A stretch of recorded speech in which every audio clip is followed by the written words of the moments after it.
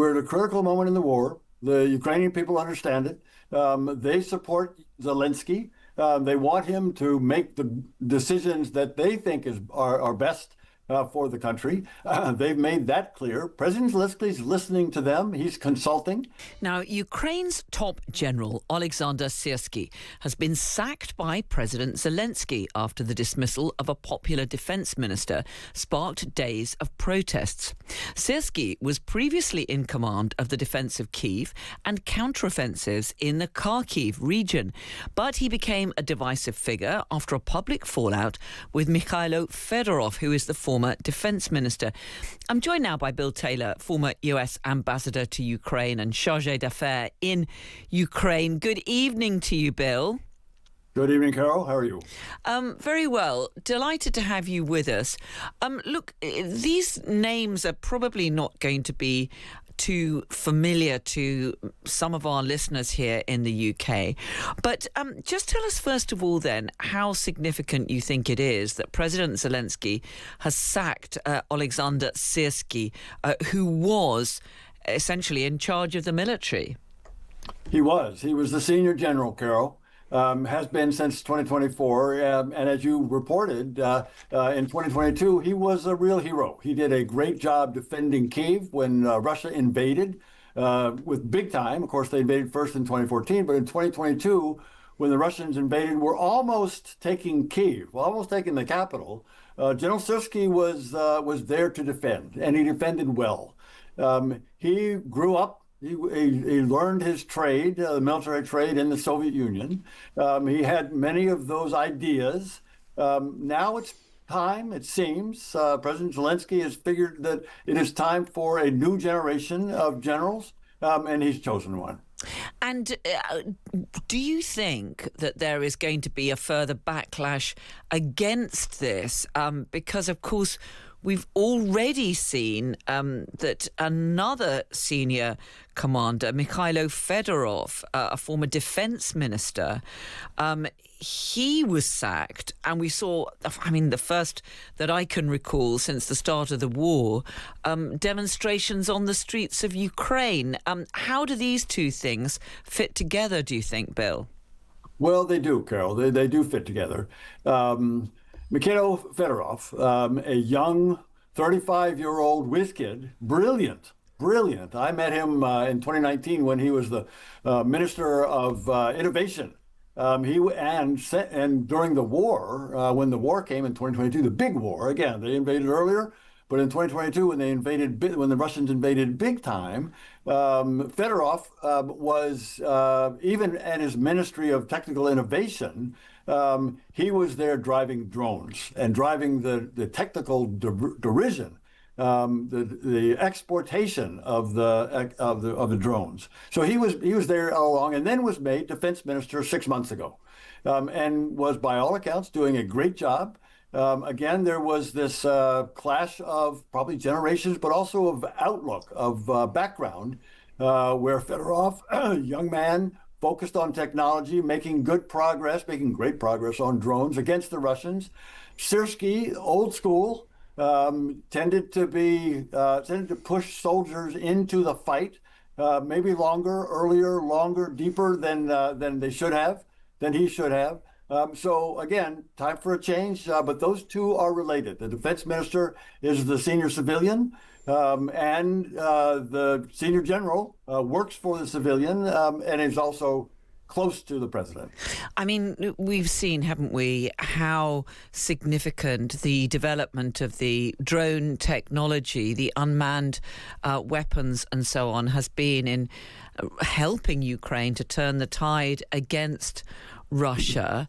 I mean, it still seems an extraordinary decision by President Zelensky to sack him. And of course, it seems that many ordinary Ukrainians thought that. Ordinary Ukrainians have gone to the street again. The Ukrainian people, Carole, this is really direct democracy. Almost exactly a year ago, President Zelensky made another controversial and probably incorrect decision to try to take away the independence of two anti-corruption agencies. And the Ukrainian people weren't having it. They came to the streets, even in the middle of a war. They came in the streets to protest, and President Zelensky listened. And he turned around, made a change, reversed course, and restored the independence of these two anti-corruption. And that seems to be what's going on now.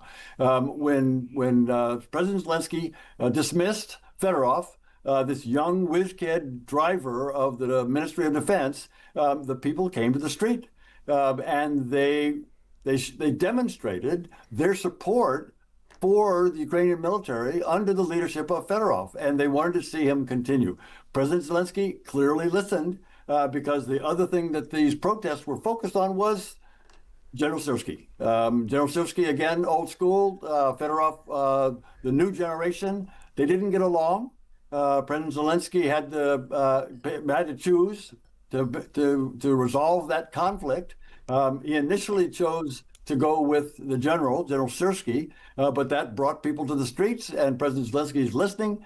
General Syrskri is now out, and Zelensky is considering who's going to be the defense minister.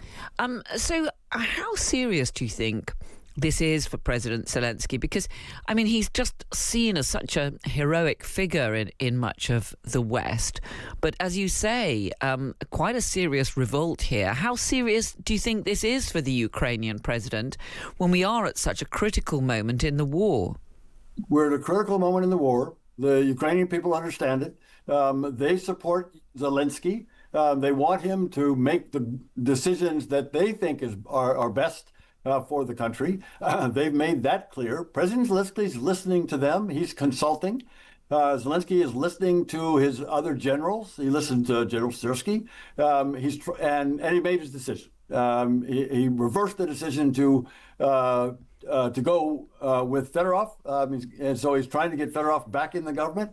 I think President Zelensky is going to continue to lead Ukraine. He's listening to the people. He's assembling a very good military now under this new commander, Drapati, has great reputation. So that can work in Ukraine's favor. So is the prospect now that he could bring back Fedorov as a further move to try and assuage public opinion? I think President Zelensky would like to do that, Carol. I think he would like to have Fedorov in the government. Fedorov is willing to come back in as defense minister. It's not yet clear if Zelensky will allow Fedorov to come back in as defense minister. But I think there is room for agreement. There's going to be an agreement here, one way or the other, that's going to get that team together. Again, the new general is very well regarded. Fedorov is very well regarded. Get him back in the government, and I think Zelensky will be able to move forward. Is any of this having a significant effect on the conduct of the war? Because, I mean, we have seen Ukrainian drones hitting Russian cities, including Moscow. Exactly. That's a very good point. This has not affected these long-range drone strikes that the Ukrainians have used so effectively to go after military targets deep into Russia.